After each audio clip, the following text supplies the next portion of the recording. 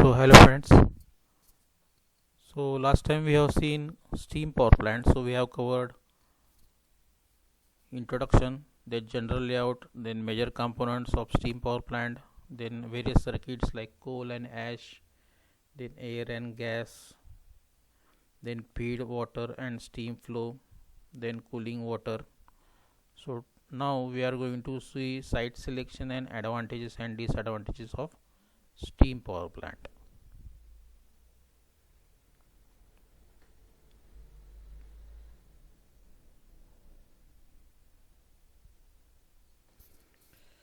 So now let us see site selection criteria. Then cost of the land, that is the first criteria. So the land should be ample amount of land should be easily available, and that is at cheaper rate. So we should consider the cost of the land. Then population density of the land. So around the site there should be less density of people living in that particular nearby area of the site, because if at all any hazard happens, then there should not be any issue with the health of the people which are living in nearby site area, that we have to consider. Then availability of water sources. So in case of steam power plant, there should be an ample amount of water should be available. So availability of water we have to consider, and that is at cheaper rate. Then availability of fuel. So fuel may be oil or coal that we have seen. So in our previous presentation we have seen coal as fuel. So ample amount of coal should be available. There should be transportation facility for the coal transportation, and it should be available at cheaper cost. Then type of land. So in case of power plant, we have to install various machineries. So for that purpose we have to see the type of land. So we have to consider the foundation and other things. So the type of land that we have to consider. Then scope for future demand. So if at all we want to go for future expansion, so there should be ample amount of infrastructure or land should be available. So if at all we have to expand our plant, then we have to consider the scope. Then availability of ash handling facility. So in case of coal, there is a problem of ash. So there should be availability of ash handling system. Then availability of transportation facility. So transportation should be easily available, so that there could be a transportation of various machineries, then labors, workers. So ample amount of transportation should be available. So these are the various factors for site selection of steam power plant. Then advantages. As compared with other power generating plant, it has low initial cost and hence it is economical. Then less land area is required as compared with the hydro power plant. So in case of hydro power plant, there is a large catchment area is required. So compared with hydro power plant, it requires less land area. Then coal is used as fuel, and the cost of the coal is cheaper than petrol and diesel fuel. So the power generation cost is economical. So compared with petrol and diesel, the cost of the power generation is less. So that's why it is economical. Then this power plant has easy maintenance cost compared with other power plant. then steam power plant can be installed in any area where water sources and transportation facility is easily available. So in case of hydropower plant, there should be a specific geographical site should be available. So this is not the case with steam power plant. So it can be installed anywhere in the area, and the thing is only the water sources or the fuel should be available easily. Also, we have to consider the transportation facility for steam power plant. Then disadvantages: the running cost of steam power plant is comparatively high because of fuel and maintenance cost. Then if we talk about the overall efficiency of steam power plant, about 35 to 41%, which is low. So the overall efficiency of steam power plant is low, that is about 35 to 41%. So we have seen that economizer or air preheater, reheater, these are the various instruments which are used to increase the overall efficiency of steam power plant. Then due to release of burn gases of the coal or fuel, it contributes to the global warming to a larger extent. So that is a impact to the environmental issues, because burn gases are released from the chimney, and that is a big concern for global warming. Then the heated water that is thrown in the rivers, ponds, etc., puts an adverse effect on the living organism of the water and disturbs the ecology. So that is another disadvantage, or it puts another impact on the environmental issue. So these are the some disadvantages of steam power plant.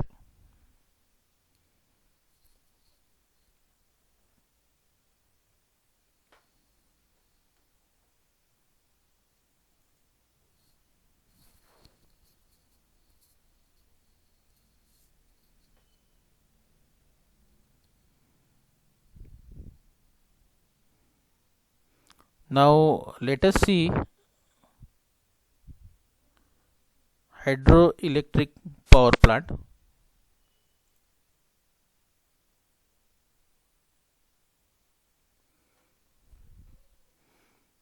Then in this presentation we are going to see introduction, then essential elements of hydroelectric power plant, then general layout of hydroelectric power plant, then major components of hydroelectric power plant, then advantages and disadvantages of hydroelectric power plant.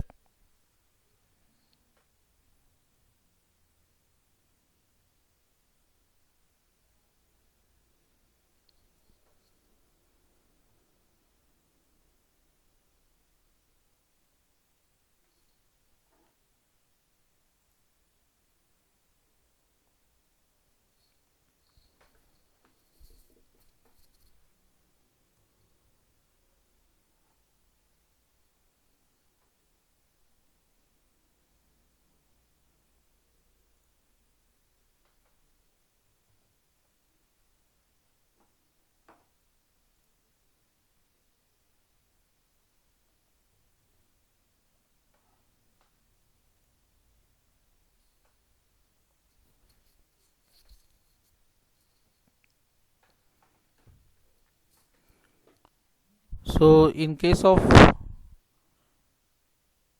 hydroelectric power plant, water is utilized to move the turbines, which is in turn run the electric generator. Then the potential energy of water stored in dams gets converted into kinetic energy of the moving water in the penstock, and this kinetic energy gets converted into the electrical energy with the help of turbine and generator combination. So that we are going to see in our next slide. Then hydropower plant was invented by H.F. Rogers. So firstly it was invented by H.F. Rogers. Then hydropower plant fulfills the 30% of the total energy needs of the world. Then first hydropower plant was constructed in India at Mysore in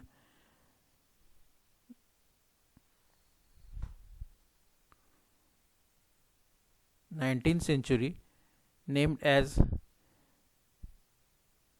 Sivaramudram, having capacity of 4.5 megawatt.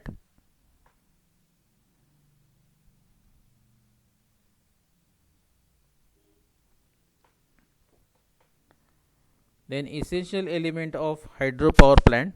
So the primary elements include catchment area, then reservoir, then dam, prime movers, draft tubes, then powerhouse and equipments, and safety devices include spillways, surge tank, and trash rack. So these are the safety devices which are used for hydroelectric power plant.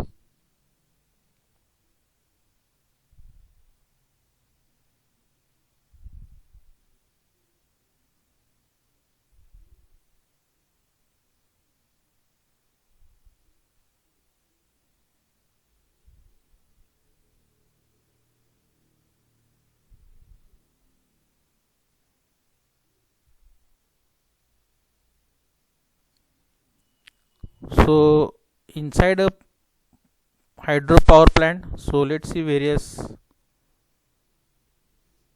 things, like you can see here a reservoir of water, then this is the dam, then this is intake for water, or it allows the water to get inside the dam doors. Then this is the control gate, you can see here, and this is the penstock from where water is released and it will bombard on the turbines. Then this is the dam, so this is the generator which is coupled with turbine, then transformers, powerhouse, and this is the power line. And after, when the water gets released from the turbine, it is the outflow, you can see here, so that is released to nearby river.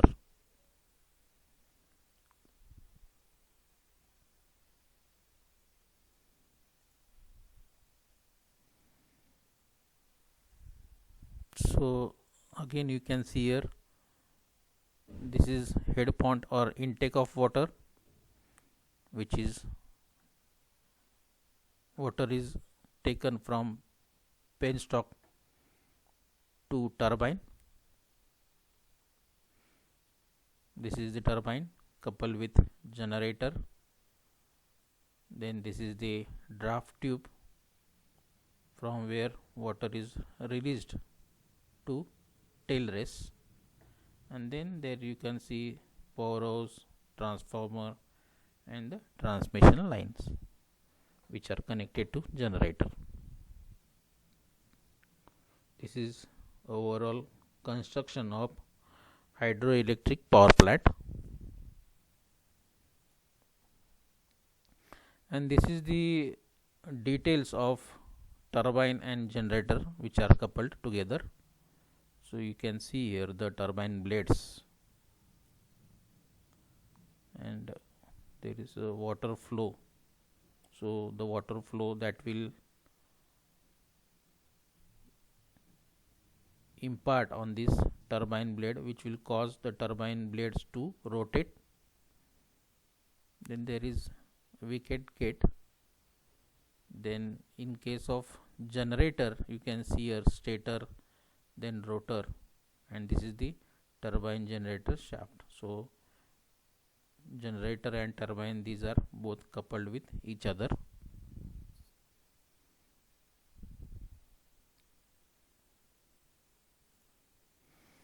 So let us see various things of hydroelectric power plant. So first let us see catchment area. Now the whole area behind into a stream as a river across which the dam has been built at suitable place, that is called as catchment area. So hydroelectric power plant require a large catchment area so that water can be, ample amount of water is stored. Then reservoir.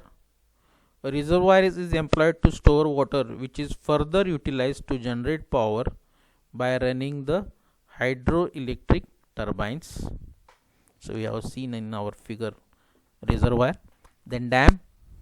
A dam is a barrier which confines or raise water for storage or diversion to create a hydraulic head. So it will have gates through which the pressurized water will flow through the penstock. The dams are generally made of concrete, stone masonry, and rock fill. Then turbine. Turbine is a very light fan like structure having many numbers of blades. It has an ability to rotate on its axis when water passes through it. So we have seen here, so there is a passage for water flow, and on these shafts various blades are mounted. So when water imparts on the blades will start rotating. Then generator is a device in which when there is a rotation of coil between the strong magnetic field, then it produces an alternating current. Then draft tube. So draft tube is an empty structure made beneath the turbine. It serves in following two purposes. So it allows the turbine to be set above tailwater level without loss of head to facilitate inspection and maintenance. And it has second function as it regains by diffuser action and major portion of the kinetic energy delivered to it from the runner. So that is the functionality of draft tube. So which is a structure and which is below turbine. It also increases the output power and it also increases the efficiency of hydroelectric power plant. Then penstock. So penstock is the connecting pipe between the dam and the turbine house. It helps to increase the kinetic energy of the water coming from the dam. Then penstock is made up of very strong material which can sustain the high pressure of water.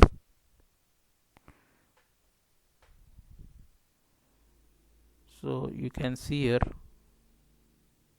this is the penstock that we were talking about, and this is the draft tube which is below turbine.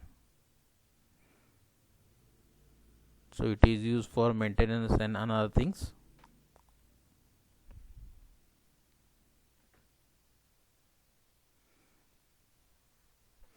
Then spillway. A spillway is a kind of canal provided beside the dam. The spillway is used to arrange the excess of accumulation of water on the dam because excess accumulation of water may damage the dam structure. So spillway is a kind of canal provided beside the dam for the prevention or for the security, so that large amount of pressure will not get generated.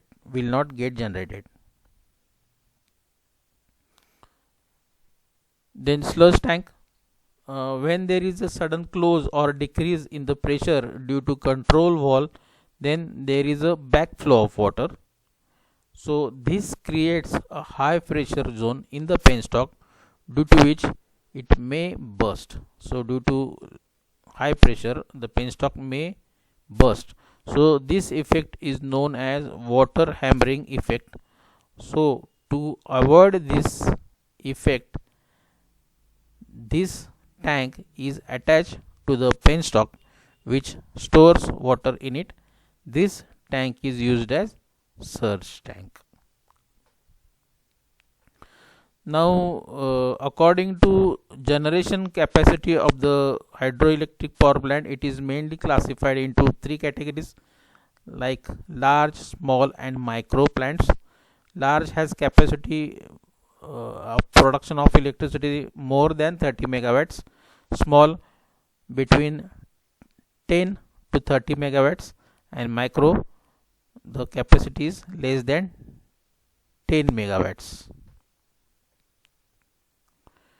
Then potential power can be calculated as, or the power generated through the hydroelectric power plant can be calculated as P equal to G multiplied by Q multiplied by H multiplied by factor efficiency. That P is power in kilowatt, G is gravity constant, that is 9.81 meter per second. Then Q is the flow rate in cubic meter of water which is store. Then H is the height in meter, and F is the efficiency factor which ranges between 0.4 to 0.7. So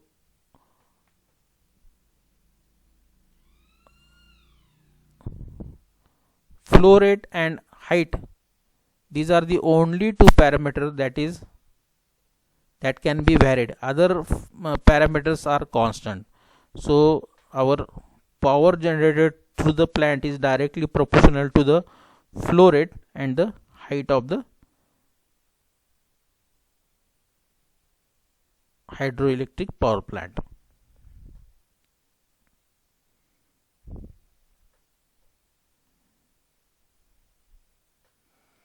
Then advantages.